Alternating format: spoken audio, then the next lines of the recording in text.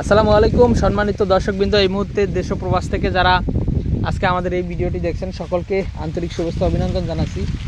দর্শক, যে ঘাসটি আপনাদেরকে দেখানো হচ্ছে এটি মূলত সেই আমেরিকান 5G বলা হয়, অর্থাৎ গুয়াতিমালা হাইব্রিড ঘাস বলা হয়। দর্শক, ঘাসটি মোটামুটি ভালো ফলন হয় এবং এই ঘাসটি মোটামুটি গরু ছাগলের জন্য একটি পারফেক্ট ঘাস, বিশেষ করে গাভী গরুর জন্য পারফেক্ট।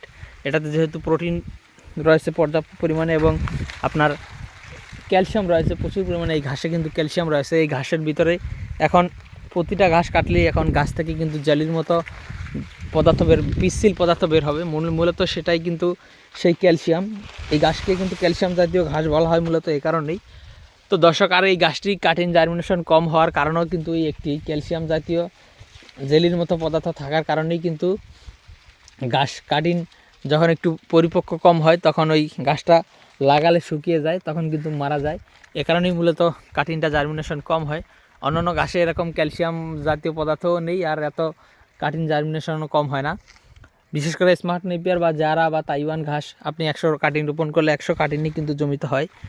আর এই গুয়াতিমালা কিন্তু আপনি 100 কাটিং রোপণ করলে, ভালো পরিচর্যা করলে আপনার 60টি কাটিং জমিতে হয়তো হবে বা 70টি হবে, কিন্তু 100 কাটিং রোপণ করলে 80টি বা 90টি বা 100টি কাটিং হবে, সেই গ্যারান্টি আপনাকে কেউ দিতে পারবে না। আপনি নিজেও আপনার জমি থেকে কেটে লাগালে হবে না।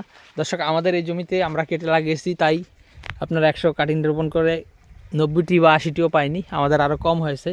50% বা 60% এরকম জার্মিনেশন হয়েছে। পরে যেগুলো হয়নি সেগুলোতে আমরা আবার লাগিয়ে দিয়েছি। তো দর্শক দেখেন, ঘাস কিন্তু প্রচুর পরিমাণে ফলন হয় গুয়াতেমালাতে, ফলন হয় বেশি। ভিটামিন, প্রোটিন, ক্যালসিয়াম, মিনারেল সবই কিন্তু এই ঘাসে রয়েছে। তবে দর্শক, এই গাছটি এখন আমরা কাটিং দিতে পারছি না, আমাদের কাছে বর্তমানে কাটিং নেই। আমাদের এই জমিতে যখন কাটিং হবে তখন এখান থেকে আমরা কাটিং কেটে আপনাদেরকে দিব। যারা কাটিং সংগ্রহ করবেন তারা অবশ্যই আমাদের চ্যানেলটি সাবস্ক্রাইব করে আমাদের পাশেই থাকবেন। সকলকে অসংখ্য ধন্যবাদ।